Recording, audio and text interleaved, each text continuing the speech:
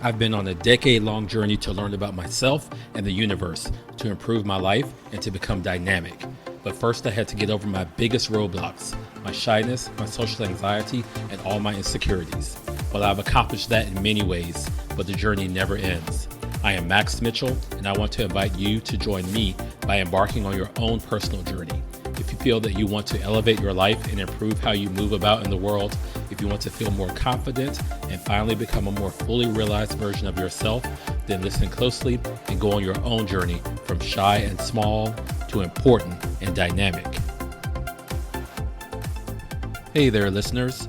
Welcome to episode 15 of the Shy to Dynamic podcast, and thank you for tuning in to my podcast today. Hope you all are doing well this week. As for me, I just tested myself and I have COVID. I haven't had COVID since about 2 years ago, so it sucks to have it now, but hopefully it won't get any worse than this, and hopefully it won't affect the sound of my podcast too badly. At any rate, pray for me. So on to the topic at hand. A while back, my first cousin suggested to me that I should do a topic one week on dating. I told her at the time, well, I don't know about that because I haven't had a relationship in a really, really long time. So who am I to speak on the complexities of dating? But then I realized that I do know something about at least trying to date or having the desire to date someone. So I'm well versed on speaking about that. I shouldn't have second guessed myself that I have something valuable to say on that topic. So today I will talk about our habit, or many people's bad habit or tendency, to continue to pursue or pine after people who aren't showing us that they are fully interested in us.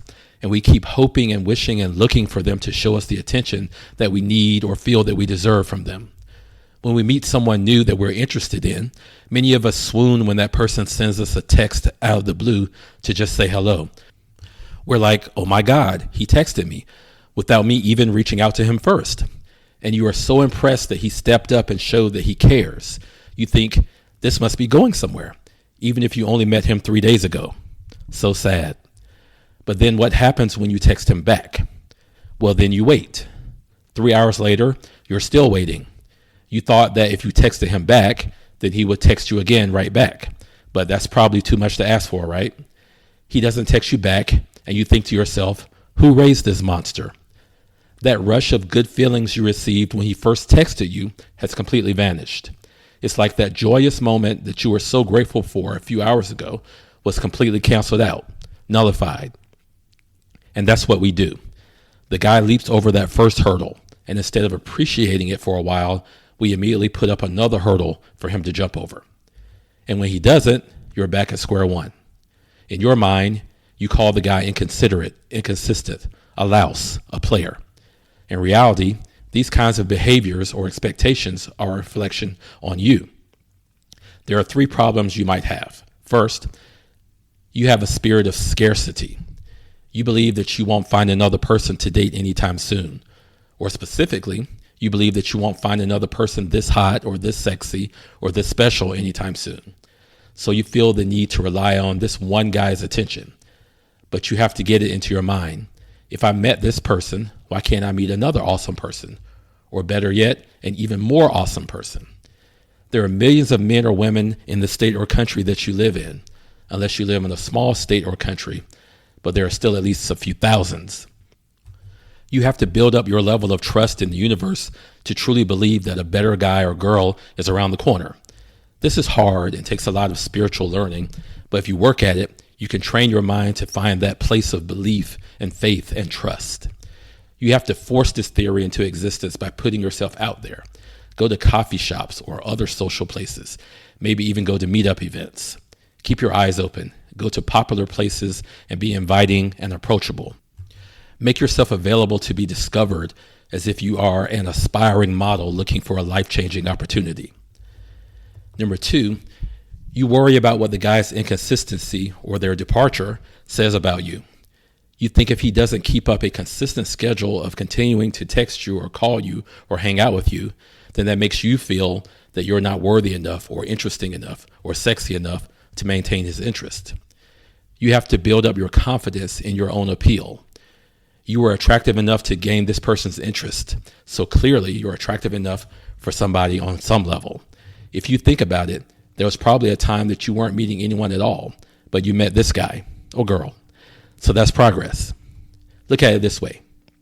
Each new person is a stepping stone. Always look for the next thing to be bigger and better because you learn from each experience and you become wiser and more savvy after each experience. You learn to attract better options. You learn to repel worse options. If you fail at one relationship, put your positive energy into it by appreciating the parts you enjoyed and learn from the parts that you didn't enjoy. Positive energy leads to more positive energy, which leads to more positive results. Number 3, you put up artificial rules. And who says that your rules even make any sense? Who says that this person that you just met is supposed to be more than a one-night stand or a two-night stand? Who says that he is going to be your future baby daddy? Who says that he is supposed to be your forever person? Nothing in the universe says that. If he is meant to be your forever person, he will be. If it doesn't last, then he is just a stepping stone on the way to your perfect rock. As always, it takes time to slowly change your mindset, but these are the steps to do so. First, do not create visions of a perfect life together until they have invested some time into you. What exactly that time frame should be, I'm not going to say. Or maybe I will say. At least a good month or more. There should be no adding him to the guest list of a party a month away when you've only known him for 3 days. Tell yourself up front, and maybe tell him or her up front, that you have no interest in a serious relationship until the two of you have put in time to make sure that this thing is real. Second, when you text him, don't have any expectations of a response by a specific time. Just go off and live your day. Go to work, go grocery shopping, walk your dog, whatever. Meet other men along the way. Don't worry about the first guy. That's definitely easier said than done, I know. And I was definitely not able to do this most of my life. But I wish for you that you'll have a better success than I did. It takes tons of practice to get there. You're not cheating on him if you're not in a relationship with him yet. So try to have no guilt if you are still looking at other guys until you get more serious. Third, if he starts to get lax with the communication, go ahead and write him off.